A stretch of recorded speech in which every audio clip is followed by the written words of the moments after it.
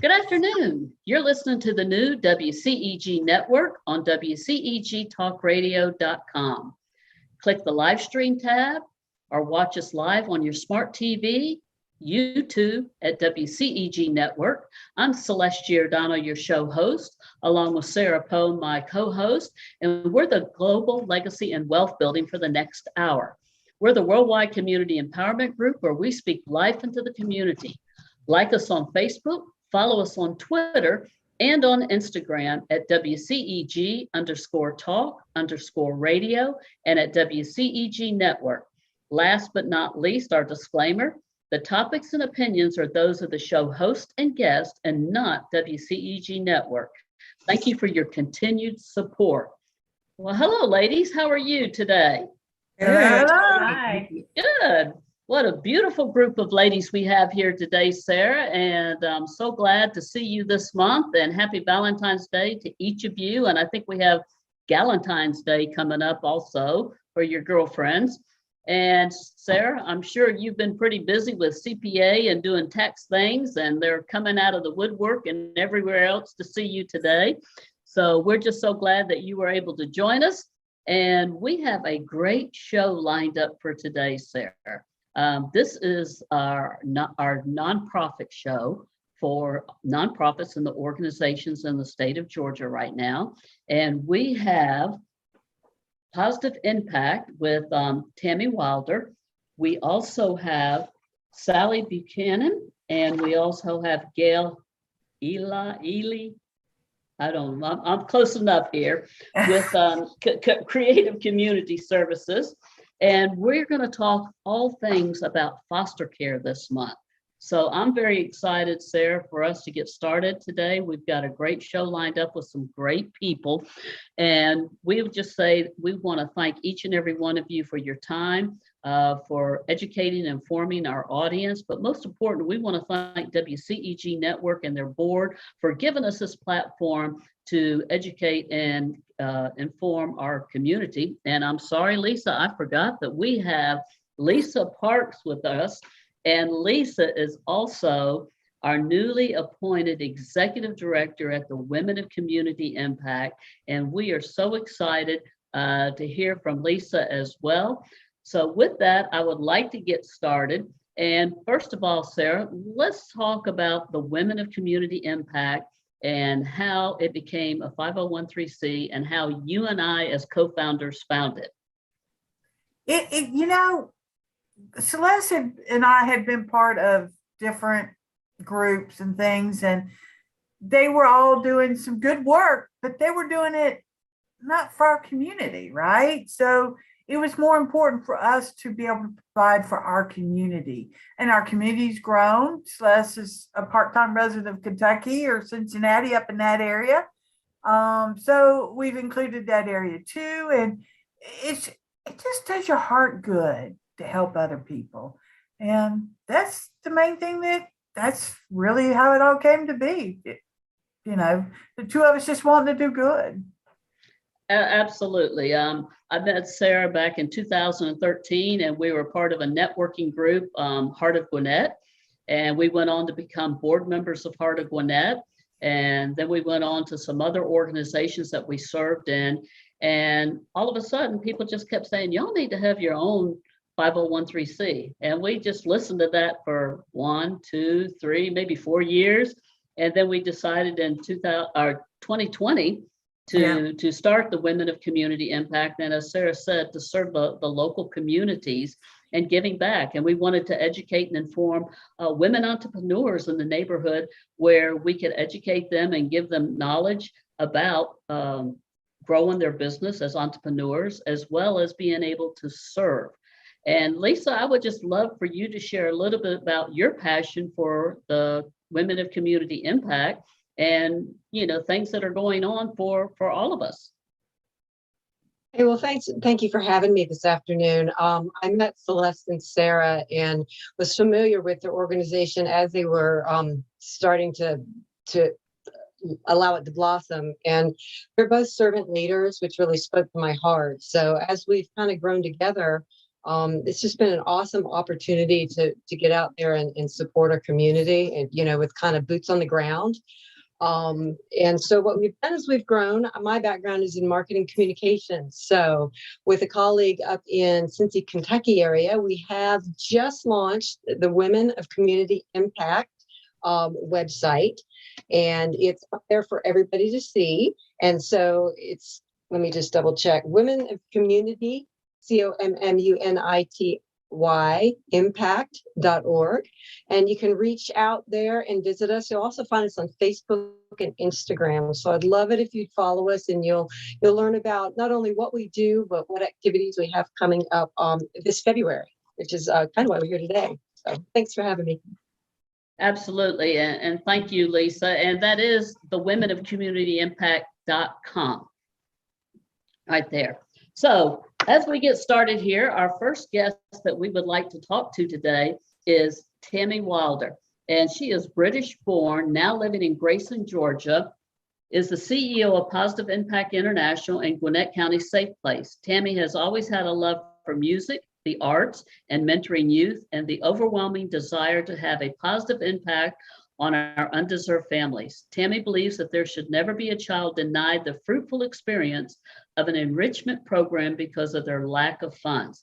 As such, Tami and her mother, Linda, CFO, created the program Positive Impact International, which can help a child channel their negative energy into doing something positive, or even to help a child achieve their dream, regardless of income, race, creed, or color. 7 years in serving underserved preschools, community programs, PMAC mentoring programs, juvenile court, and safe place, Positive Impact serves over 500 children per month, ages 3 years to 17 years, running classes by professionals and highly trained teachers. Positive Impact offers an array of classes, including but not limited to performing arts, arts and crafts, film and photography, vegan culinary, Taekwondo, and sports free or with just a small fee. Positive Impact is a 501c3 nonprofit organization and is currently run on sponsorships and volunteers.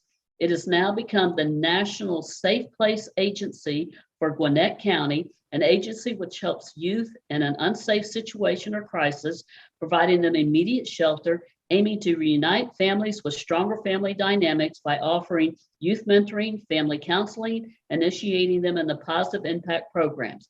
Positive Impact aims to educate over 140,000 children on a national safe place this year by partnering with the Gwinnett County schools. So Tami, we would like to welcome you, and what a stellar bio there, and congratulations to you and your mom and all the great things that you're doing in the community. Well, thank you. Thank you for having me on this wonderful show, and to be with all of you wonderful ladies. This is definitely an honor. So thank you. Absolutely. So we're looking forward to learning about Positive Impact. And I love Positive Impact because in the direct sales, we used to have a saying that says, we are positive. And with our salespeople, every time we say, we are positive, we are positive. And you know what? And if you say that over and over and over, eventually they're going to be positive right there. Yeah, absolutely. I love the Positive Impact right there. So Tami, what is Positive Impact and Safe Place? So kind of like in a nutshell, what you already described, we are a community organization that serve all children. So it's foster children, underserved children, any child that just needs a positive space to be able to create, have therapeutic outlets. And that's how we started, just being able to give these kids after school programs that were just enriching and they're, connecting with their teachers and they're just learning things. And then we were reached out to by National Safe Place, which has been around for about 30 years. And they asked us to be the Safe Place agency for Gwinnett County. So basically any child that's in any dangerous situation in the community, at risk in any way, whether they run away from home, been kicked out, or it could have been, we've got situations where we've had kids who have been out with their friends are drinking. They don't want to get in the car with them, but they also don't want to call their parents and tell them that they've been out. So they can go to any Quick Trip, any YMCA, and there are other small businesses in the community that become our safe place sites. They can go there and their staff are trained to call us to come and get them and then figure out what the next steps need to be. Do they need emergency shelter? Do we just need to help connect them back with home? Do we need to call DFACS? Because it might be a situation where it's going to end up, them going into foster care. And then after that, we're like, how do we help stay in this child's life? How do we keep these children safe? So after we figure out their initial crisis, and figuring out how to get them out of that, now it's what other programs do we have to offer to stay in their lives and to help the whole family? What resources, what community partners do we have that maybe we can't do it all, but we have been so blessed to have so many great other community partners that we're able to refer the kids onto, or the families. And so it's like a whole 360 of programs that we do and offer. Yeah. That's interesting because, I've seen the safe place signs at Quick Trip. Yeah. I had no clue what they were for. Yeah.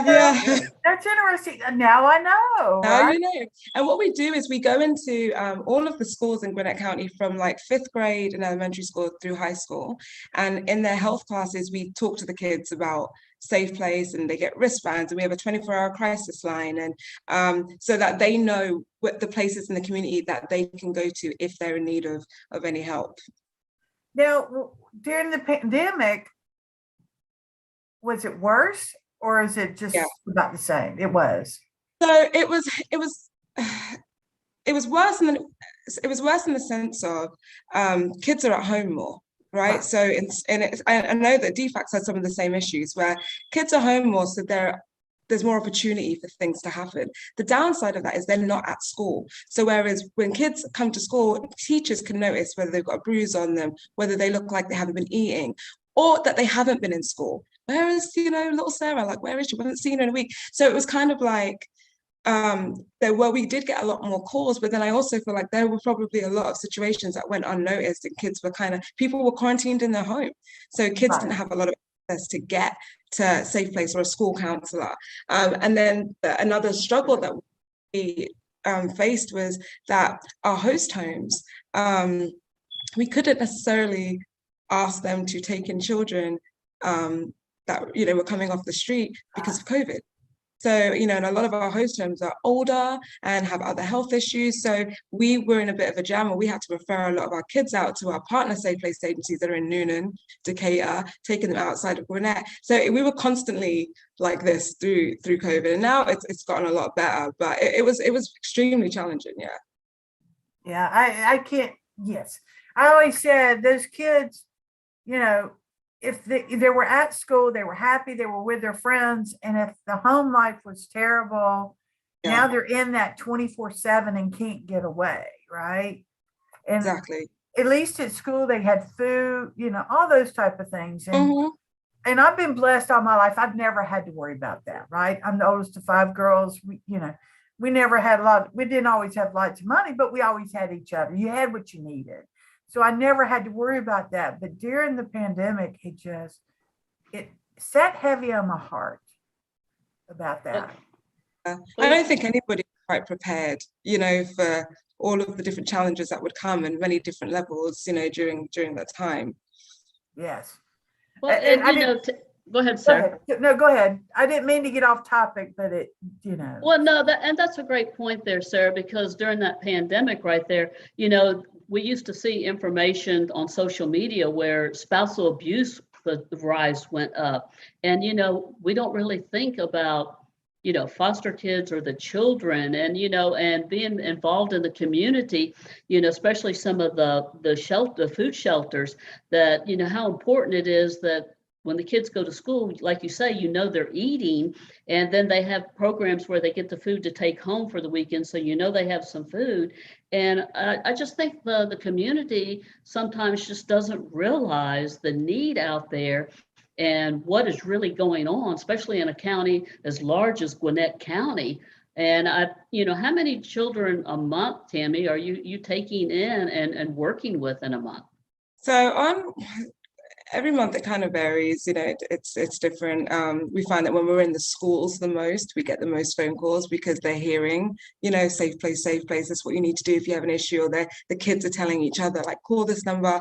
So I would say we probably get about between 25 and 30 calls from school counselors, from kids themselves, needing safe place or not really understanding what we could do, but they just need some type of help. So we're able to divert them. And we probably have about 10 to 15 kids that actually come into our safe place sites, whether it be a quick trip.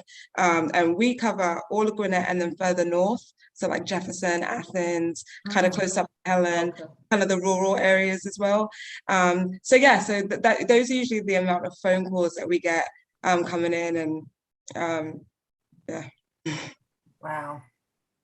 Well, thank God that there's somebody like you and your mother out there who can do this for these kids. I see things on TV and it just breaks my heart. And I know that's not always the case, TV shows, that sort of thing. Yeah. It breaks my heart. Kids don't come into the world asking for any of this. Right. And I think something that's really important, and I know Sally will probably agree with this as well, is that even you don't necessarily have to be in our position where you are running an organization. Like the community, everybody in the community are important when it comes to looking out for kids. Like we want people to look out for all of these children that we serve, like you look out for your own. So it's kind of like when we were talking about kids going to school, you've got teachers, you've got therapists, you've got people that are like, this doesn't seem right with this kid, or what's going on, or your staff, or, people just been able to be eyes and ears, because the kids that are in foster care, they don't necessarily have their parents, or they're being moved from home to home. So, people don't necessarily track what's going on. Safe place kids, they're being moved from place to place. No one's really there like we are with our kids. We know what's going on. We know when if something doesn't seem right in their personality, if their school grades are struggling. But as a community, we can all take our own part in it by looking out for children, looking out for the kids in your neighborhood, looking out, if something doesn't seem right, knowing the different resources that are available in the community you might not be able to help them personally, but if you can hand them on to somebody and you kind of know who's out there in the community that serves these children, that is a huge help, like a huge help. People don't even realize how much just, asking a question to a child, or like I said, just knowing who's out there and being able to pass on information to help these kids, it makes a huge difference in their lives. Yes, absolutely. So how long have you been serving the community? So with Positive Impact and Safe Place, Positive Impact 9 years, we started in 2013. But I would say me personally, but way before that, just working with different organizations, volunteering. I actually started with the whole foster care side. I started with CCS and learned a lot from them and got a lot of training just working with Therapeutic youth. So I've been able to just learn a lot. This has definitely been part of my heart since I was a child. My parents always just taught us that if you've been given a lot, much is expected. So we just always need to find ways to serve. And my heart was always going towards children. I had a young man in here today. He's 24 and his car broke down. He just got a good job, and he just looked at me. He goes, nothing is going right. He's all on his own, and he was trying to do his own taxes, and he had an issue, and he just didn't know what to do. And my heart just hurt for him. He's trying to do everything right, and he kept sitting there going, I'm going to be positive. It's going to be okay. I'm going to stay positive. And he said that probably about 30 times. And I looked at him, I said, I'm going to help you. I'm going to help you with this problem. It's not going to cost you anything. And the only thing I ask you to do is to pay that forward. And he had tears in his eyes. And he's trying so hard. And it just kind of broke my heart. Yeah. Absolutely. So Tammy, what got you involved in nonprofit work? I would definitely say my parents. Like I was, saying before, just growing up, we always did things with nonprofits, whether it was through our church or, when I was 17, I remember I asked my parents if I could I wanted to go to Jamaica because I love reggae music. And I was like, I want to go to Jamaica for my 17th birthday. And my dad said, okay, well, here's the deal. You can go for 2 weeks. The first week you have to serve. And I was like, okay. So they'd set me up with like a missions group, and I went and worked at an orphanage in Jamaica. And when I tell you, my eyes were opened to just like, like when you see on TV and they've shown like the cradles, and it will be like, 20, 30 babies, and they're just rocking themselves back and forth. And there's maybe 3 workers and that are having to go, and these kids aren't being changed and fed. And so we were helping to hold them, change them, feed them.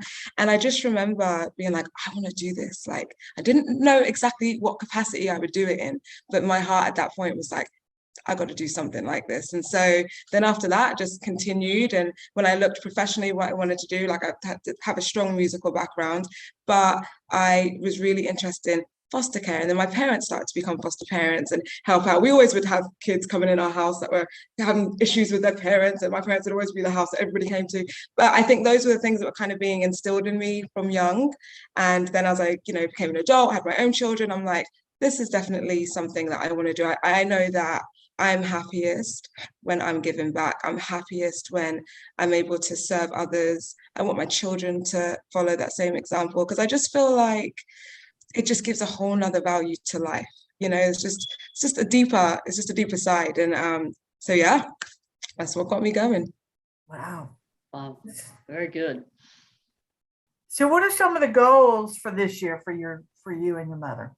So I would say in 2 different ways. For positive impact, one of our major goals is just to be able to get our programs back running strong, because COVID, of course, the first thing that goes is all of your extracurricular classes, so we've just been slowly starting them back and getting back with the families. We kept in touch with everybody, tried to do some Zoom classes, it wasn't the same.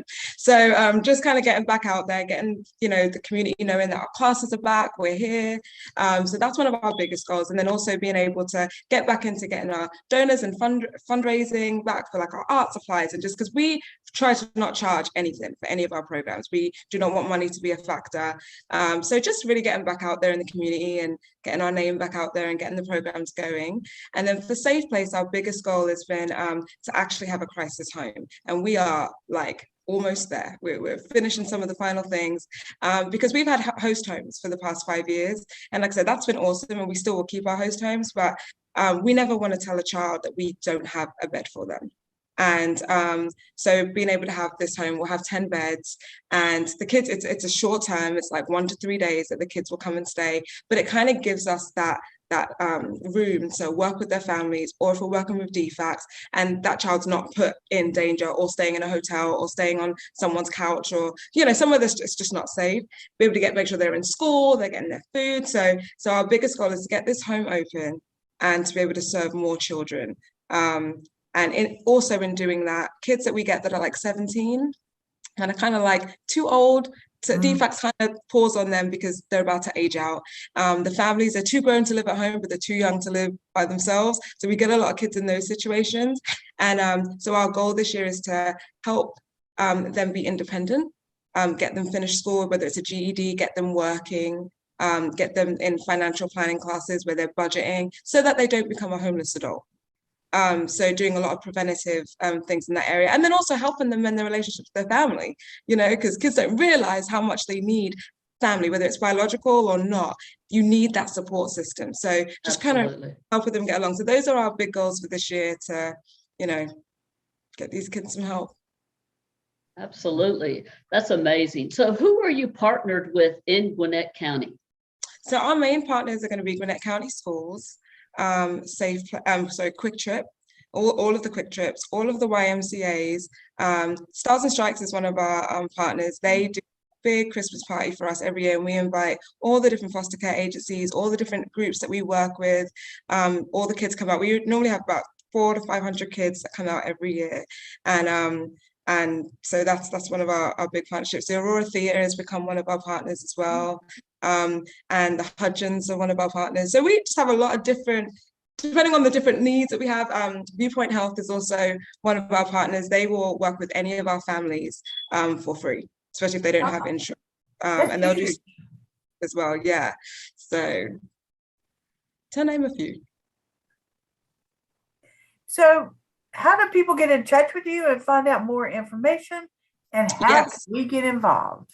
Yes. Okay. So our Facebook, we use that a lot more than our website. I usually like to direct people to our Facebook, which is Positive Impact International. If you go on Facebook and search us, we post a lot of the videos, a lot of, just so you can kind of in real time see what we're doing. You can see the kids, you can see the programs, you hear from them themselves or their parents. So that's one great way to find out what we're doing. Also, the www.nationalsafeplace.org, and that will just give you the whole scheme of all the Safe Place agencies, what the mission is, what we do. You can look up all the other Safe Place agencies across America. So that would be the other great resource to look at.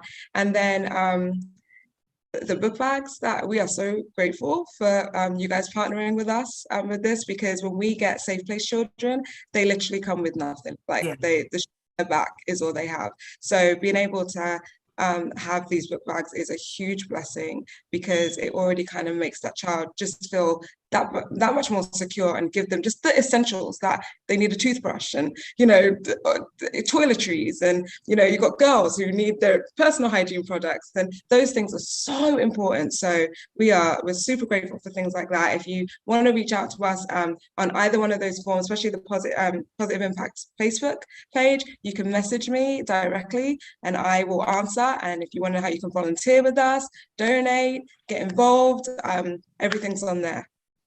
So what do you do in that room you're in? I see So you this is light on the actually our floor. dance room. Yeah, like, let me move out the way. This is our dance studio back here, and it's also like another where we do a lot of trainings back here, and art classes in the other room, and then we have it upstairs, and there's more film and photography programs go up there, and family trainings and stuff like that. Yeah, and we're here in Swanee. Well, we're just in Swanee. Absolutely. Well, Tammy, one thing when I was talking to you earlier, when we were looking to partner with you with our service project, what amazed me was that you had said a majority of the children that you work with are middle school and high school. They really weren't the babies, but they were middle school and high school. And sometimes we're also blessed that we don't think about these underserved and underprivileged children like this.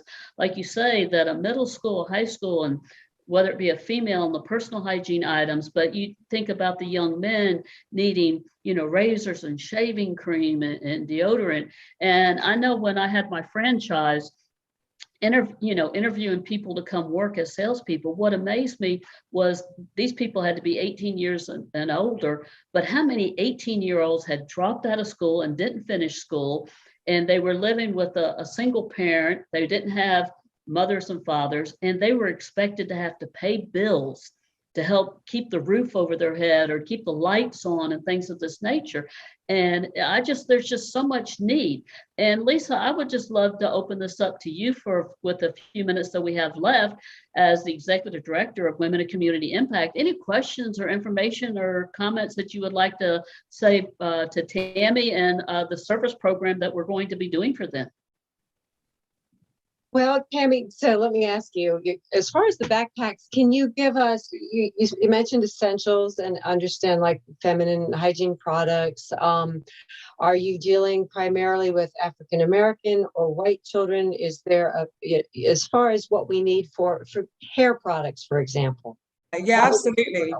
So we get, all different children that come. But one thing that is really important that a lot of people don't think about is that Black hair care is a big thing, when just the conditioners and a lot of times these kids come and people are like, I don't know what to do with their hair. What type of comb do I use? What type of hair oils or not oils or, so that is one thing that is really big. That would be wonderful if, we had more of those products for those kids, so that when they get in a situation, they don't feel like, one thing that we all know, we are very conscious about our looks, right? And, there's certain things everybody has. I need my lip gloss, or I need my hair, and so when you get these kids that are coming from situations where they have nothing and they already feel awful, if they had just cream that they could put in their hair that stopped their hair from being brittle, or a comb or a certain bristle brush that they'll use for their edges, and, so little things like that mean a huge deal to these children.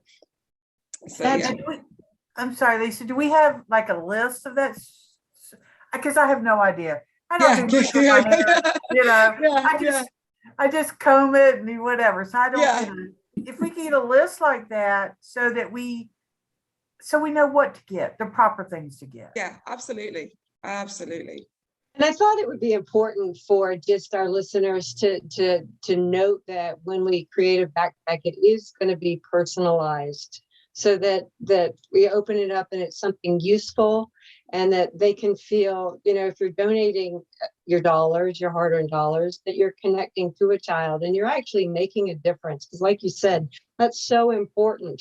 Your world is already just so torn apart, that if you can just have something that helps you have a little bit more sense of something you can control and contain, like your hair, So thank you, Tammy. Thanks for sharing that. Thank you guys for asking that question. That's super important. Absolutely. And Tammy, we just want to say, we want, please, you're going to be on the rest of the show with us, that we just appreciate everything that you're doing in our community. Our heart loves your heart. And I just admire you, and the fact of the matter of your parents that brought you up to be a servant leader. And because many children don't even know about serving, they don't know how to serve. They've never been introduced to serving. And as I was sharing with Gayle and Sally, I think I even shared it with you, that our youth mentorship program is something that's very near and dear to my heart, that we're looking forward to bringing to Gwinnett County and serving organizations such as the Positive Impact and other organizations, because these youth need this. We owe that to them to help them have a better life. And I just want to say thank you for everything that you do on behalf of Women and Community Impact and the WCEG radio show here. So thank you. Thank you for having me on the show. I'm grateful to be here. Absolutely. And I love listening to you talk. All right, man, that was just awesome right there. I'm super excited because the second half of the show here, we have Creative Community Service. And Creative Community Service is an award-winning private nonprofit organization serving children and teens in foster care, as well as adults with developmental disabilities and mental health needs in Georgia. CCS serves its clients and their families by providing direct community-based services, therapeutic foster homes and host homes, and specialized support and care. And we have Sally Buchanan, the CEO and founder of the Creative Community Services. And in 1982, Sally founded CCS with the goal of helping adults with developmental disabilities live in the most independent environment as possible and give them what everyone deserves, the support of a loving family.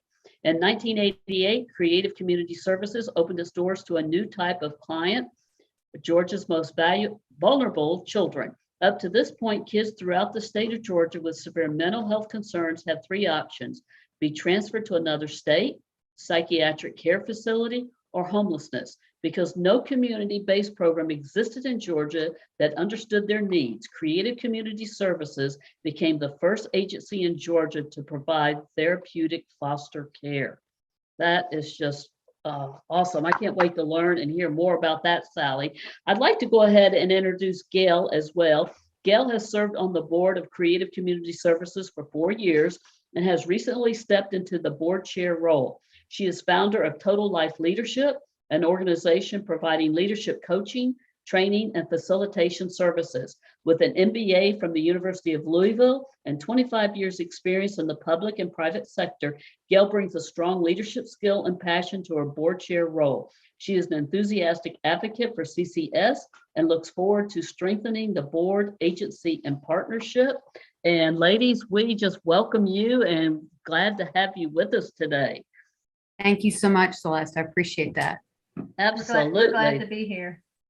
So much. And I have known Gayle. I've met, worked with indirectly with Gayle. We've been members at the Chamber and Gwinnett Chamber of Commerce, as well as some workshops and some other networking groups.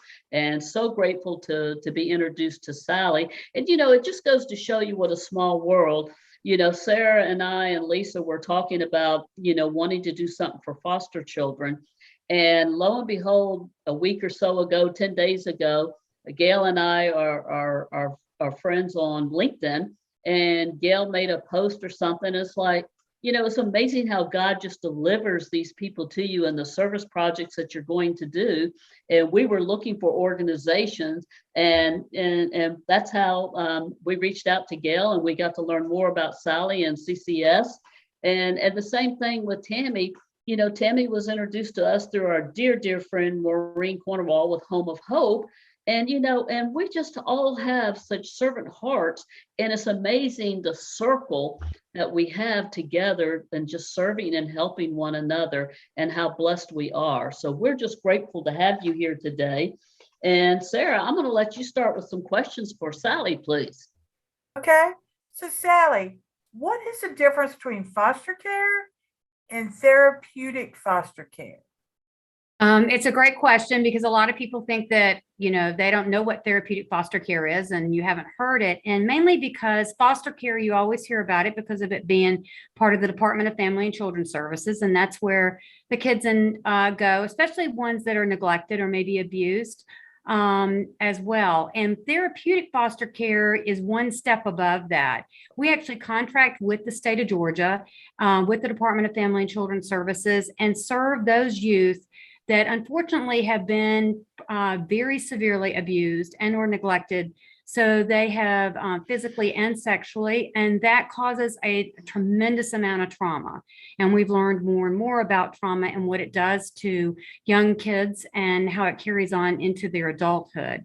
So what we do with therapeutic foster care is we're working with those that are most in need. And most of our children have been in homes, DFACS homes, as many as 15, 20 homes, up to 30 homes at a time, until they realize that this is probably the best use of money, is to actually contract and have us as a nonprofit to serve them in a therapeutic way.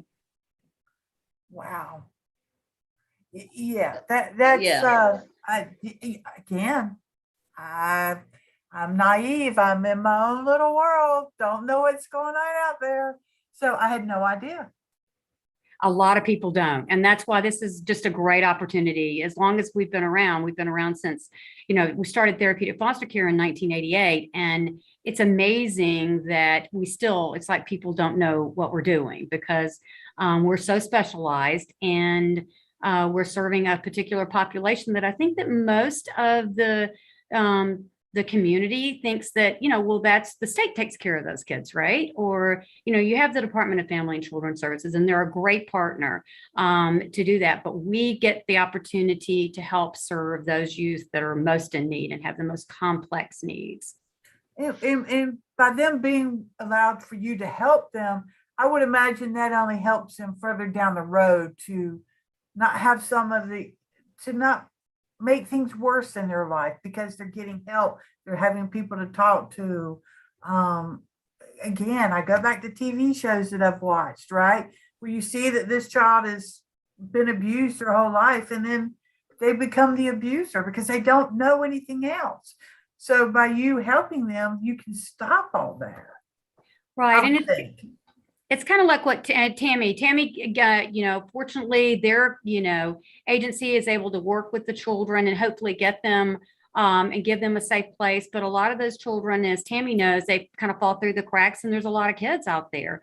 And again, it's like that, if it doesn't get reported, then you don't know about it.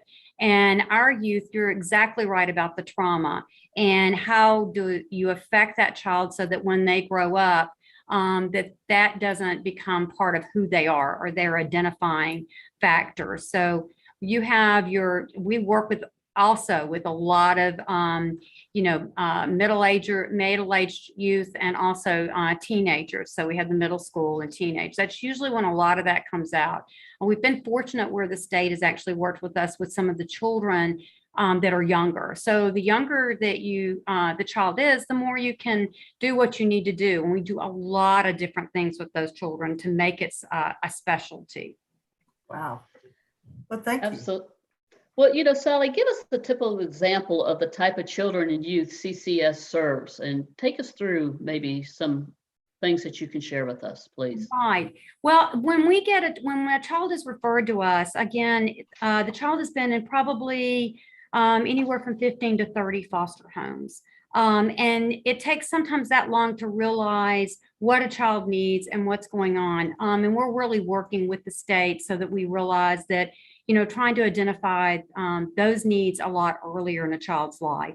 So when we get that typical child right now, they come in and they have been they've disrupted that many placements, that many homes. They've also possibly been in psychiatric residential treatment facilities for treatment. So there's a whole continuum of care, and we're a piece of that continuum of care, and we're the community-based piece of that, so that we have foster parents that are trained specially, and those children are placed with those families so that they can get the needs that they have. A lot of our children they have been, like I said, physically and sexually abused.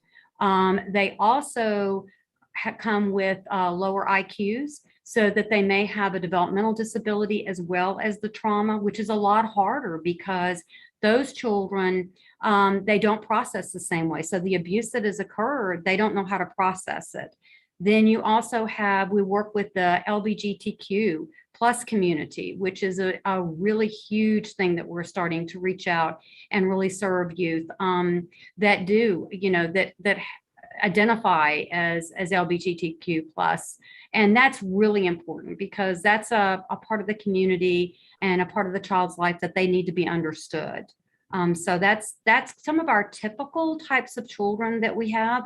Like I said, we do get some children that are younger, which is great, and you can start, but then you also, it's pretty heartbreaking because they have suffered so much abuse, so they've come to us a lot sooner.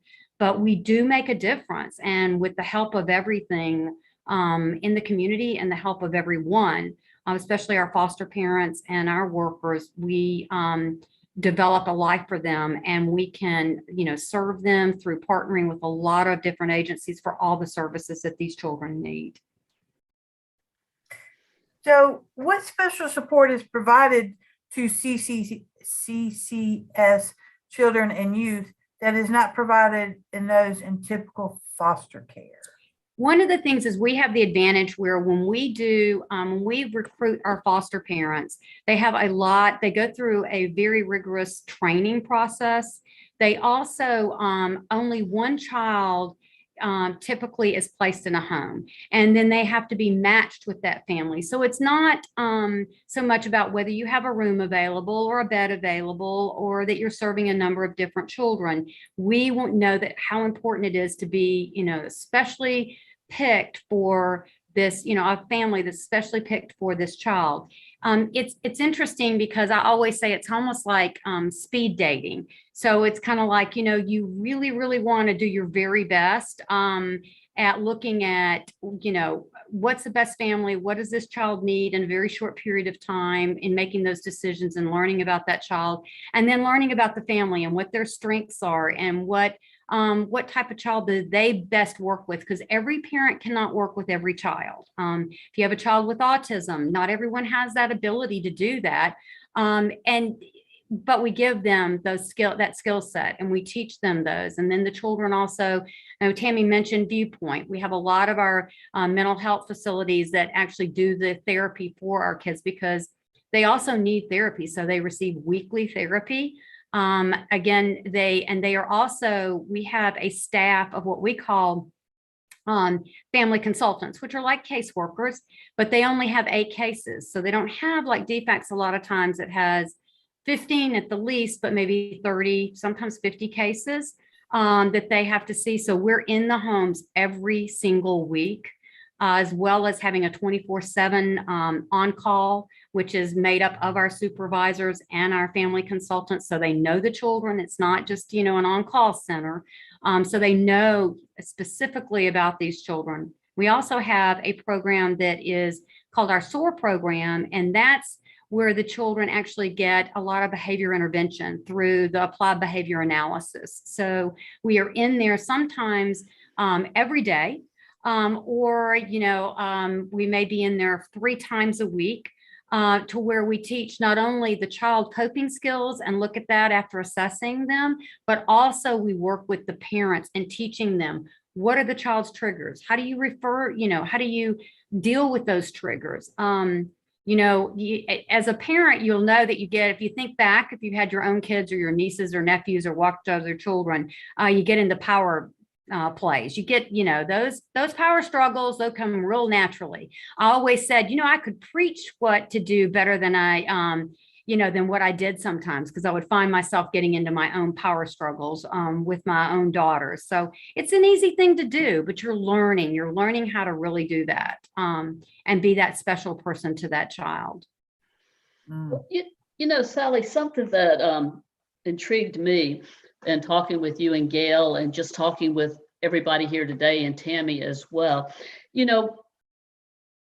I think a lot of us have tunnel vision when we hear like foster kids, like, oh, it belongs to the state. It's a state program. This says what enlightened me and educated me was how many nonprofit organizations, if it wasn't for the nonprofit organizations of like Positive Impact and CCS that helps with that DFACS. I mean, really, the state is very much relying on you guys helping control the situation. I don't know if control is the right word, but in serving this whole thing, because as we spoke earlier, and Sally, if you would maybe explain it a little bit better, where like Tammy and them is like in the beginning stages where they first come, and then we're into DFACS, and then we're in going through CCS with foster parents. I mean, it's a lot of collaboration and camaraderie and working together, other nonprofits working together and helping. It's not just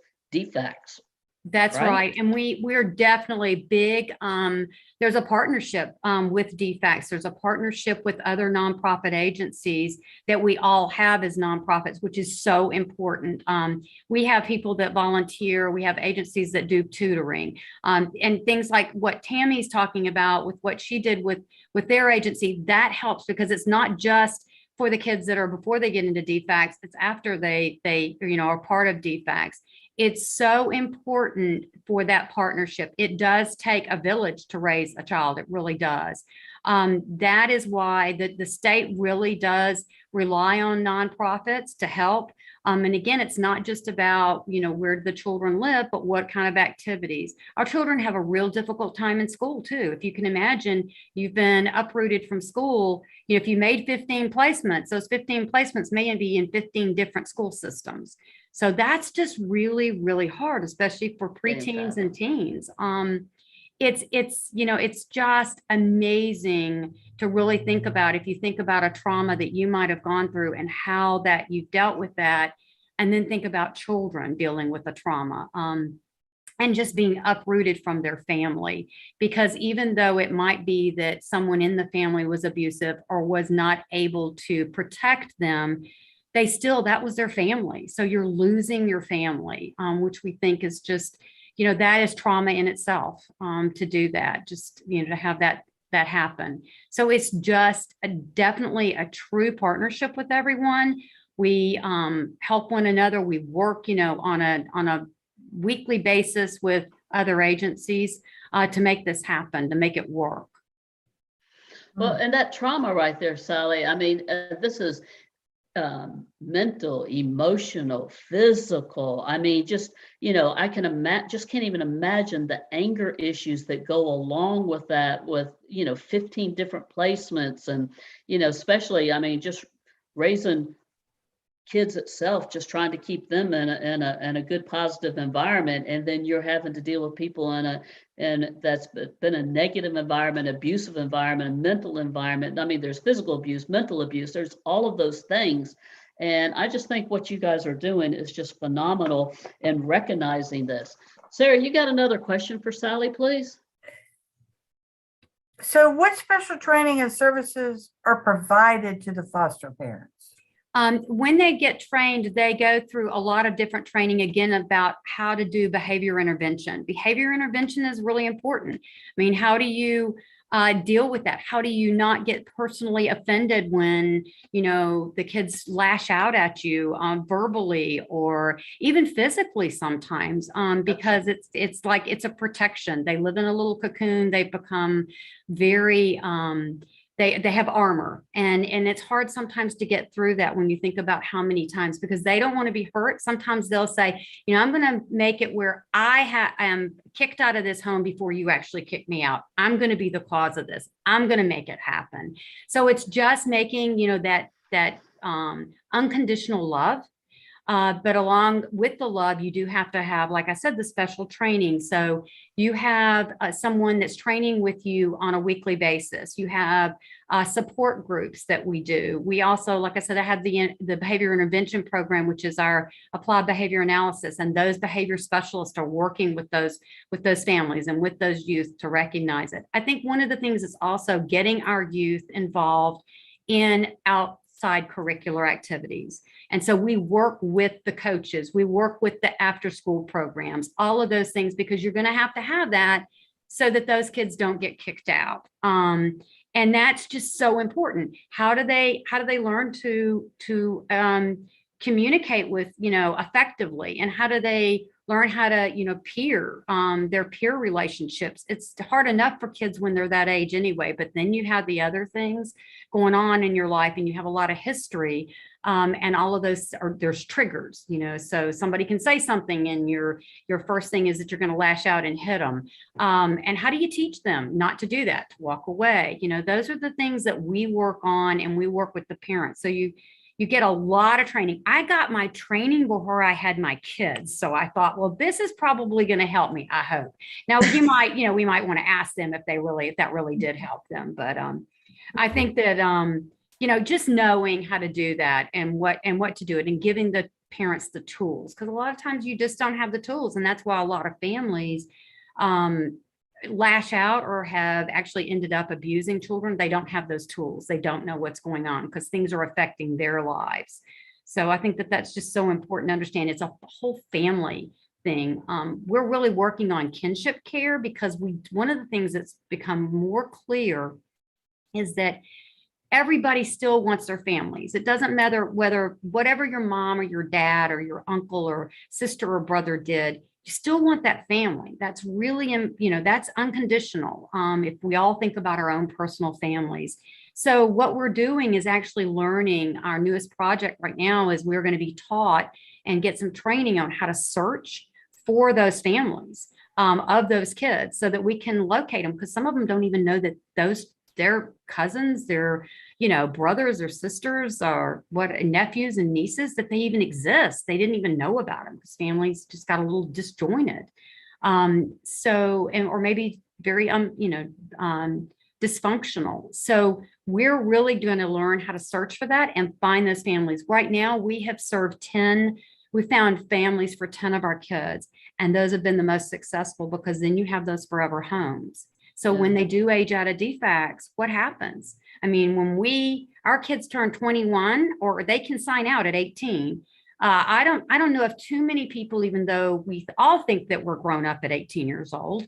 It's a shocker when you realize that that's really not the way it really is. So we want to have that forever family, so that you have someone, even if you go to college, where do you go when the dorm closes? On Christmas break. Breaks. Yeah, exactly. Where do you go? I mean, if you don't have anybody, I mean, you're kind of just out there.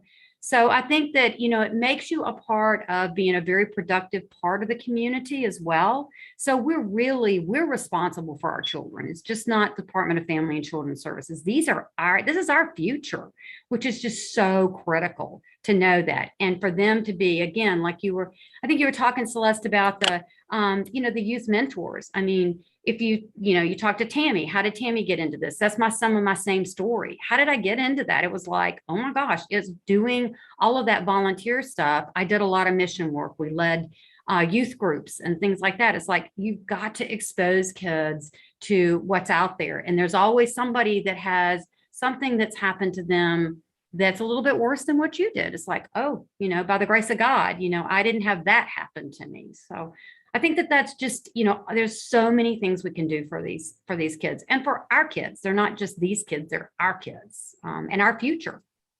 Absolutely. We have about 6 minutes, and I want to ask Gayle, what are the 3 best ways for businesses and individuals to help?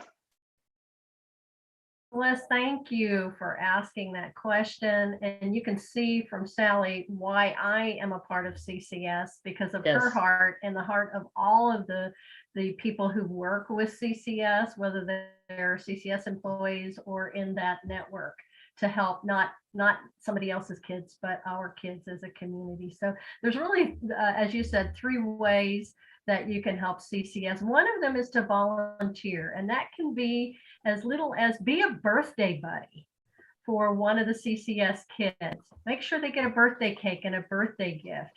Or you want to step up a little bit, you could be a mentor to one of the children or the youth. Or for me, I'm going to put in a plug. If you'd love to be on our board, we're looking for board members who really want to collaborate with and advocate for CCS.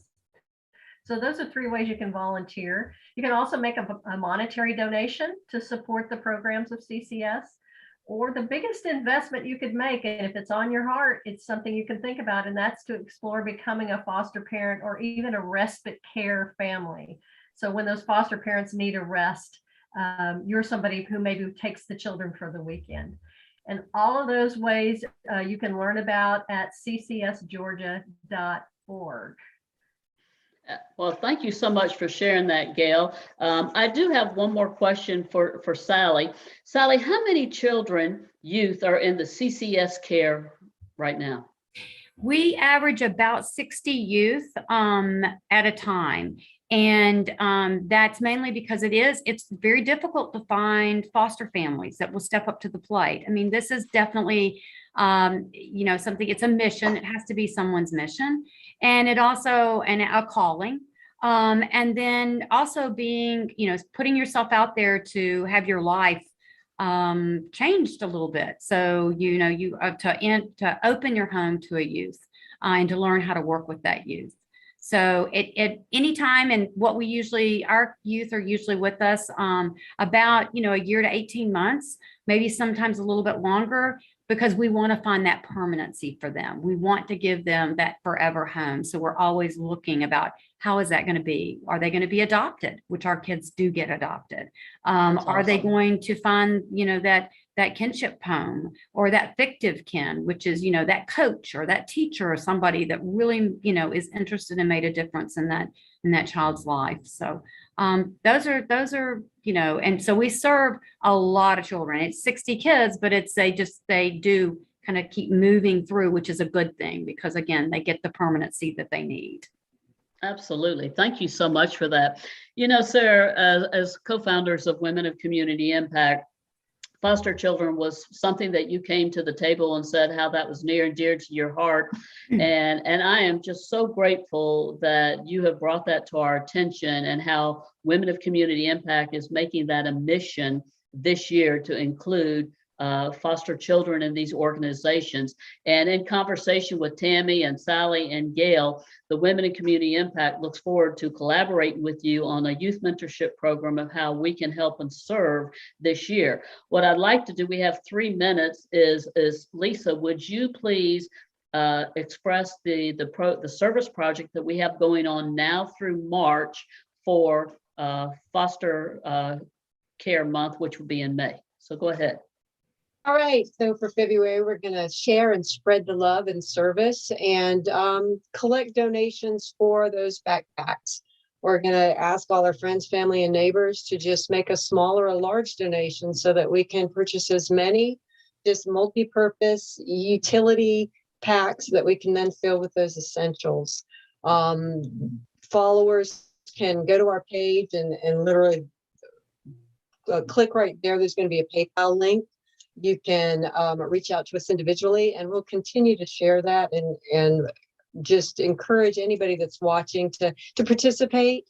When I was young, we had foster children in my home, and 2 of them that had gone through some traumatic situations. So I'm so very grateful to what Sally's doing, what Tammy's doing. It's so necessary and made such an impact on my early life. So just if anybody's out there, if you've had children or you see them, they are our future.